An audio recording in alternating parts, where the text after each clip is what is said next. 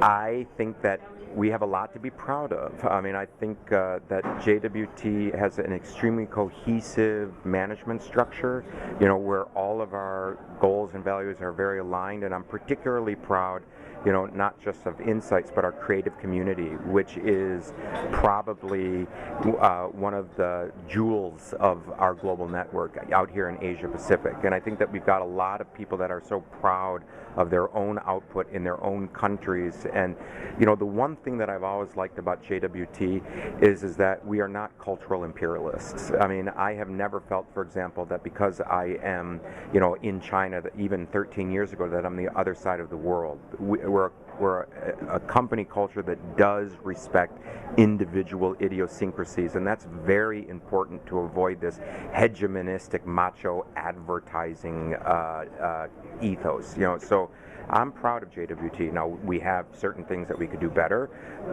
Digital, we've been a little bit slow on, but I think we're catching up now and bringing it into the agency in a way that makes sense, given the need for digital to reinforce brand ideas.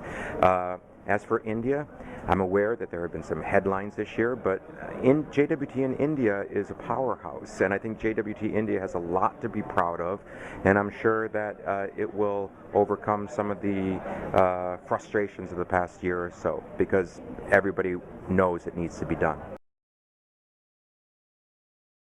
Is it going ahead? I think if this doesn't get broadcast in China, I'll be happy, because I don't want to appear arrogant where I live.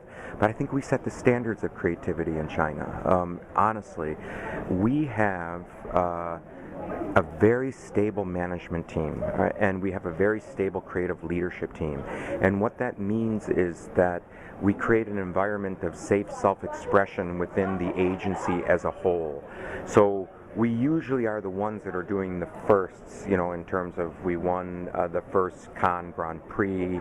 Yes, it was for print, but it still didn't happen by chance. I mean, it's because we have a belief of what creativity is and how people work together in the agency and in collaboration with people outside the agency, even outside of China, to develop engagement platforms. So I'm very, very proud of our creative leadership, and I think people call us the temple of advertising, and I think that's because we've been so stable for such a long time. I'm not saying we don't have weaknesses, but creatively speaking, I think if you ask around, we tend to define a high ground to a certain extent. It's an issue at the most senior level. Okay, I find that the biggest issue for talent is that many senior people, and this is in China, all right, I don't think it's the same thing in India. There's an abstract nature of advertising which makes people feel insecure. Chinese people want to have a sense of control over their destiny, and they revere the concrete. And so what we often find happening is that people, in their desire for control, either start leading dysfunctional agencies, their own small agencies, or they leave the industry altogether.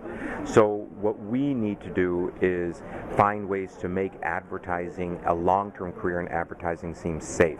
Part of that is financial, and frankly in China it's not a problem, okay, because once you get to be senior in China as a local person, the pay is quite respectable.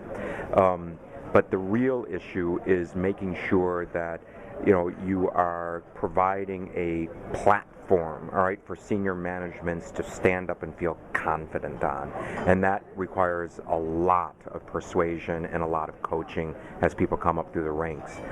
On the junior level or the mid-level, then really it's a question of liberating their creative potential and making them feel like when they open their mouth, they will be saying something that will be appreciated. And that gets into corporate culture and how you, as I said, have an environment of dangerous silence, safe self-expression, where proactivity is truly rewarded in a meritocratic sense. So advertising has to be very meritocratic, and that's something that is not always compatible with traditional Chinese culture. But we make it quite meritocratic. So our retention rate or our turnover rate is much lower than industry average.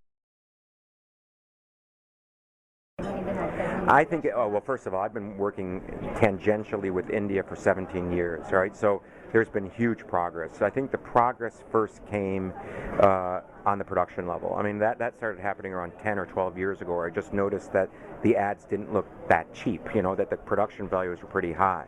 And now, when I take a look at Indian advertising, I think that it is strong. I mean, it is it's very culturally rooted, which is fine, as long as that culture is not gimmicky, but it comes from cultural insight as opposed to just a celebration of anything Indian. So I personally think that strategically Indian advertising is very strong. Executionally, it's gotten better. I just think that the unfortunate thing is because of your proud confidence in your own identity, that it's not as accessible to many people around the world.